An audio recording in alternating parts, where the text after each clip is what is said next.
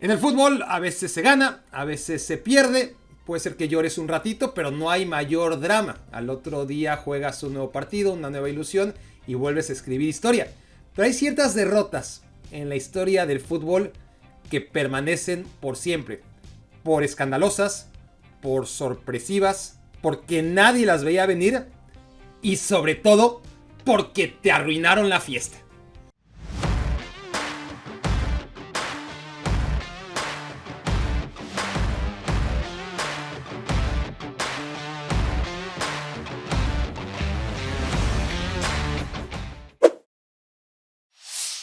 Jamás en su historia Inglaterra se había metido en ninguna final, ni de Euro, ni de Copa del Mundo, ni de nada relevante. Bueno, eso de jamás es un decir. Todos sabemos que una vez sí que jugó una final y que la ganó con el gol más polémico de la historia y que fue en Wembley. Y ahí mismo se iba a celebrar la gran final de la Euro 2020, una Eurocopa se supone que organizada por varias sedes, pero que para intereses de la selección inglesa exclusivamente se celebró en casa. Solamente en un partido tuvo que salir Inglaterra de Wembley, cuartos de final contra Ucrania en Roma. Los ingleses, por primera vez en la historia de la Eurocopa, se metieron a la final y como en 1966, Wembley era el santuario en donde nada podía malir sal. Bajo el eterno lema de ahora sí, Football's Coming Home, y a pesar de las restricciones de acceso por la pandemia, toda Inglaterra quería entrar a Wembley por las buenas o por las malas. Solo hubo un problemita, la selección italiana. Bueno, dos problemitas, Italia y los penales que nomás nunca han sabido tirar los autoproclamados inventores del fútbol.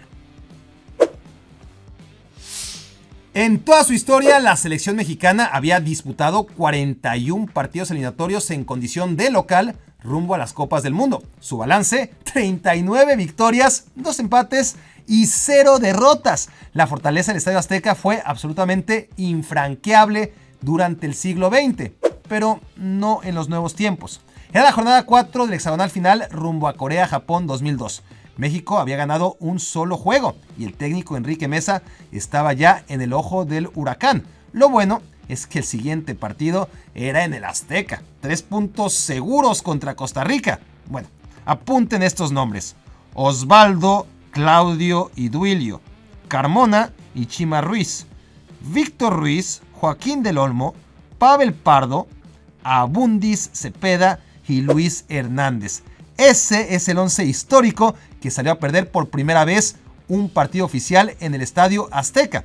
Después del aztecazo, la selección mexicana ganó sus siguientes 24 partidos eliminatorios de manera consecutiva, antes de que el peso de su localía se cayera en 1000 pedazos. Francia ya había conseguido lo más complicado en su Euro 2016, derrotar en semifinales al campeón del mundo.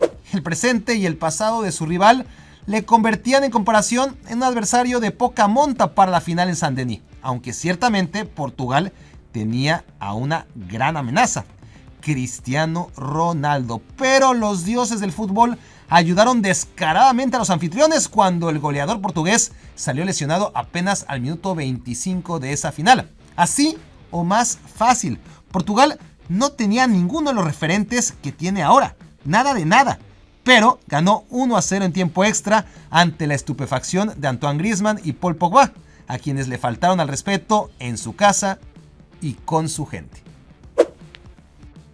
Roma fue la capital del mundo durante cientos de años, pero su equipo de fútbol no puede gobernar ni siquiera en su propia casa. Dio constancia de ello en 1984, su gran y única oportunidad de trascender a nivel continental.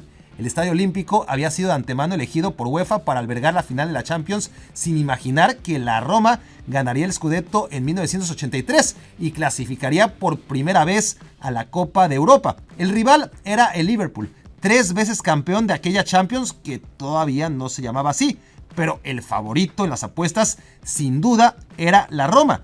¿Cómo iba a perder a un solo partido y en casa? Bueno, pues técnicamente no perdió, pero empató 1-1 y en la tanda de penales sucumbió ante la táctica de las piernas de espagueti del portero sudafricano Bruce Grobbelaar.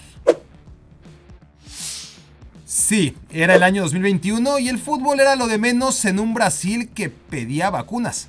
Los estragos de la pandemia habían provocado que el partido se jugara con un aforo muy limitado, apenas 7,800 aficionados, pero era el mítico Estadio Maracaná y se jugaba una final de Copa América. Y lo más trascendente de todo, el rival era la selección argentina. Así es, el COVID-19 también impidió que la Copa se celebrara en Argentina de acuerdo a los planes. Y la albiceleste, que había acumulado 4 frustraciones seguidas en la final de Copa América contra Brasil en 2004 y otra vez en 2007, contra Chile en 2015 y otra vez en 2016, venció en Maracaná a un Brasil súper favorito que arrastraba 16 victorias, 2 empates y 0 derrotas en partidos oficiales. Nada de eso le valió al equipo de Neymar contra el de Messi. Maracaná estaba semivacío, pero volvió a llorar desconsoladamente. Muy poquitas veces en la historia la sede elegida para la final de la Champions League vio a su equipo llegar al gran partido. El Real Madrid se coronó en el Santiago Bernabéu en 1957. El Inter de Milán hizo lo propio en el Giuseppe Meazza en la final de 1965 y la Roma en 1984. Bueno, pero era la Roma, un equipo sin tradición en Europa. Como de tradición europea, era justo lo que adolecía el rival del Bayern Múnich en la final de la Champions 2012. Un equipo más de una ciudad que nunca había ganado la Copa de Europa. La temporada del Bayern había sido muy fea. Perdieron la Bundesliga por segunda ocasión consecutiva ante el Borussia Dortmund. Y peor aún, el Dortmund les había pintado la cara en la final de la Pokal 5-2. Afortunadamente, el Bayern podía curarse todas las heridas a un solo partido y en casa contra el Chelsea. ¿Y qué partido? La final de la Champions. Hay que decir que el Chelsea de ese año era un drama. El peor Chelsea de los últimos tiempos. Cambió de técnico en marzo y acabó sexto lugar en la Premier League. El equipo de Roberto Di Matteo era la víctima perfecta, pero el Bayern de Neuer, Lahm, Kroos, Schweinsteiger, Müller, Robben y Ribéry no pudo con lo que quedaba de Didier Drogba, que ya era muy poco, pero más que suficiente para mandar de último minuto la final a tiros penales. Y ahí la desafortunada temporada del Bayern se convirtió en trágica y maldita. El no tan antiguo Estadio Olímpico de Múnich fue por última vez casa de la selección alemana en 2001. Y qué despedida le dieron, como para no volver nunca. Eliminatorias rumbo a Corea-Japón 2002. Vaya masacre. Alemania 1, Inglaterra 5. Hat-trick de Michael Owen.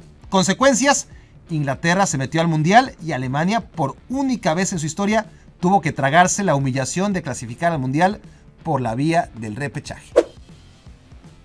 La sede de la final de la Copa del Rey nunca fue predeterminada. Siempre se escogió con base en el mutuo acuerdo entre los finalistas para seleccionar un estadio neutral. Pero en 2002, Florentino Pérez movió sus influencias para que esta se programara de antemano en el Santiago Bernabéu y que además se adelantara a lo bestia a una fecha sin precedentes, el 6 de marzo. Todo por el capricho de celebrar la fecha exacta de los 100 años del Real Madrid con un título oficial en las vitrinas del Santiago Bernabéu. Es así como nace el centenariazo. La Real Federación accedió a desvirtuar la competencia, que por cierto también era la edición número 100 de la Copa del Rey. Aceleró el calendario de las rondas previas y todo para que el Real Madrid tuviera algo que celebrar el día de su centenario. Desafortunadamente para los planes de Florentino, había un rival al que ganarle antes de ello, y los Galácticos perdieron aquella mítica final de Copa del Rey contra el Deportivo La Coruña. Argentina, selección campeona del mundo en 1986, subcampeona del mundo en 1990 y campeona de América en 1991. Y en 1993 sufrió la peor humillación de su historia ese mismo año, cuando rumbo al Mundial de Estados Unidos 94 perdió 0-5 ante Colombia en un estadio monumental de River Plate lleno a reventar. 2 goles de Freddy Rincón, un par más del Tino Asprilla y el quinto del Tren Valencia. Argentina nunca había perdido en casa un partido de eliminatoria mundialista y recibió un baile épico que la mandó al repechaje contra Australia. A partir de ese helado baño de humildad, tuvieron que pasar 28 años de sequía desde aquel 1993 antes que el albiceleste volviera a celebrar un título. La selección portuguesa nunca había ganado nada en su historia, pero en 2004 todos los astros se alinearon para la primera vez. ¿Qué más querían? ¿Jugar la final en casa? Palomita. ¿Tener al futuro mejor goleador de la historia? Palomita. ¿Enfrentar en la final a un pichón? ¡Palomota! Aparte, el Porto había ganado ese mismo verano la Champions League y 6 jugadores de ese épico equipo jugaron de titulares aquella final de la Eurocopa. Paulo Ferreira, Jorge Andrade, Ricardo Carvalho, Costinha, Maniche y Deco. Agréguenle al gran Rui Costa, Luis Figo, al que en su propia cara fueron a aventarle al hocico una bandera del Barça, y el ya mencionado Cristiano Ronaldo. Casi se me olvida, el entrenador de Portugal era el técnico más prestigioso del momento, Luis Felipe Scolari, que 2 años antes había ganado el Mundial con Brasil. El espectacular nuevo Estadio da Luz fue inaugurado para la ocasión. Ningún jugador de Grecia había hecho nada destacado hasta entonces y ninguno de ellos hizo nada relevante después de aquella Euro, pero en Portugal esa banda de desconocidos llegó a la final y ganaron 1-0. Hablando de Luis Felipe Scolari, quédese aquí, señor. Seguramente el partido más histórico de los mundiales, si quitamos las finales, es la semifinal de Brasil 2014 entre el anfitrión y la selección alemana. Para empezar, Uruguay ganó su mundial en 1930 y el de Brasil en 1950, del que no se preocupen, ya hablaremos. La selección brasileña ganó en Chile 62 y en México 70. Argentina se coronó en su mundial en 1978 y en México 86. Estados Unidos 94 fue para Brasil, o sea que América era todavía en 2014 territorio prohibido para los europeos. Brasil, aún sin Neymar, era favorito, jugaba en casa, tenía el apoyo del entrañable Gaucho y 61.926 almas más. Ojo, Brasil podía perder, tampoco hubiera sido un sorpresón. Alemania era perfectamente capaz de hacer un gol, a lo mejor hasta 2, 3 en una noche desastrosa. Pero 4, al minuto 29, Brasil 0, Alemania 5. Alemania se tocó el corazón, pero igual no pudo resistir la tentación de hacer un par más. La mayor masacre jamás sufrida en la historia del pentacampeón del mundo y en su propia casa. Hasta la final de la Copa Mundial de Brasil 1950, en el recién estrenado Estadio Maracaná, la selección brasileña vistió siempre durante sus primeros 34 años de existencia el color blanco. Tal fue el trauma de aquel partido contra Uruguay que esa sería la última vez. La del Maracanazo ni siquiera era una gran final como tal, pero sí el último partido del cuadrangular final de Brasil 50, Uruguay contra la selección brasileña, con una particularidad sobre el resto de finales mundialistas en la historia. Si Brasil empataba ese partido, salía campeón por puntos. Bueno, más de 200,000 personas agolpadas en el estadio para ver a Brasil ganar su primer mundial. Primer tiempo 0-0, todo bien, de todas formas Brasil salía campeón. Segundo tiempo, Brasil 1, Uruguay 0, todo mejor, fiesta total. Luego, 2 goles uruguayos y silencio, incluso suicidios. Y millones llorando en sus casas, como por ejemplo el papá de Pelé. Ahora bien, si aquel Brasil del Maracanazo, aquel Brasil invencible que todo mundo daba por hecho iba a ganar el Mundial, si de verdad eran tan pero tan buenos, ¿por qué nadie recuerda el nombre de ninguno de sus jugadores? El portero Moacir, que se comió uno de los goles de Uruguay, es el único que pasó a la historia. El resto, a lo mejor no eran tan buenos como se creía.